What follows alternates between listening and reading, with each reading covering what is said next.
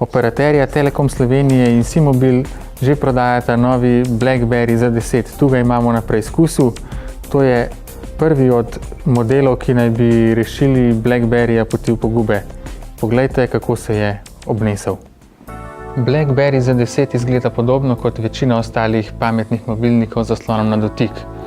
Tukaj jih imamo nekaj in vsi so si precej podobni, le da je BlackBerry na vogalih nekoliko zaobljen. Glede na velikost zaslona, ki meri 4,2 palca, Z10 ni ravno najmanjši telefon. Je skoraj enako velik kot recimo Galaxy S3 ali pa HTC One, pa tudi Sonyjeva Xperia Z ni dosti večja, čeprav imajo ti telefoni vsi po pol palca ali še več večji zaslon. Tudi med najtanjšimi ni Z10, ima pa pod pokrovom na zadnji strani režo za pomnilniško kartico microSD in pa zamenljivo baterijo, ki pa ni najbolj zmogljiva.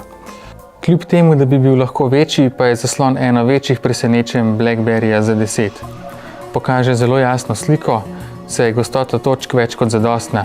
Vidni koti pa so zgledni in na močni svetlobi je vidljivost med najboljšimi, kar smo jih doslej videli pri pametnih telefonih.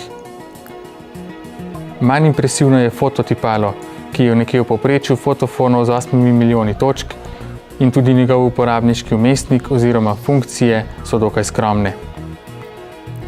Model Z10 je prvi mobilnik, na katerem teče novi operacijski sistem BlackBerry 10. Že na prvi pogled je očitno, da uporabniški vmesnik nima skoraj nobene povezave s prejšnjimi BlackBerryji in zahteva kar nekaj privajanja. Ko pa se ga uporabnik navadi, je vmesnik zelo prijeten in uporaben. Njegova posebnost v primerjavi z Androidom, iOS-om ali Windows Phoneom je v tem, da nima nikakršnih tipk pod zaslonom. Naokrog se premikamo zgolj s kretnjami. Osnovna poteza je potek izpod spodnjega roba zaslona navzgor. S tem odpremo grafičen seznam vseh odprtih programov.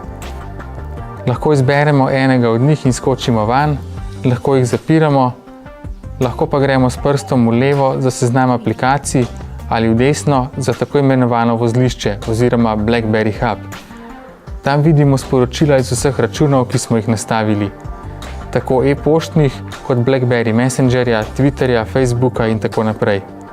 Bistvo BlackBerryja 10 je v tem, da smo lahko kjerkoli v sistemu, pa z dvema potegoma prsta, navzgor in v desno pridemo v hub. Po drugi strani pa nikjer ni samostojne aplikacije za e-pošto, vse je v hubu. Ko gremo s prstom navzgor, sistem tudi pokaže, koliko novih oziroma neprebranih sporočil in opozoril imamo. Enaka informacija je tudi na zaklenjenem zaslonu. Od tam lahko dokaj prikladno, samo z držanjem ikone, pridemo tudi v fotoaparat. Prednost BlackBerryja je bila vedno tipkovnica in tudi na zaslonu na dotik je tako. Dokler se sporazumevate v enem od podprtih jezikov, med katerimi slovenščine na žalost ni. Sistem se uči in ponuja predloge, ki jih uporabnik enostavno frcne na zaslon. Presenetila nas je večpredstavnost, ki je bila doslej ena večjih hib BlackBerryja. Ne glasbeni, ne video predvajalnik sicer niste nič posebnega, vendar svojo vlogo opravljate zelo dobro in na enostaven način. Glasbeni predvajalnik lahko krmilimo s tipkami ob strani telefona. Video predvajalnik pa je zelo dober glede kodekov, saj se ne zmrduje nad ničemer in tudi povsem gladko predvaja videe HD. Tudi samo delovanje sistema je povsem tekoče, ne glede na samo dve procesorski jedri. V celoti gledano je BlackBerry Z10 všečen, moderen in uporaben pametni telefon, ki pa bi bil lahko strojno še nekoliko bolj dodelan ali pa tak, kot je, cenejši. Za delo Infotech sem ga preizkušal Matjaž Ropret.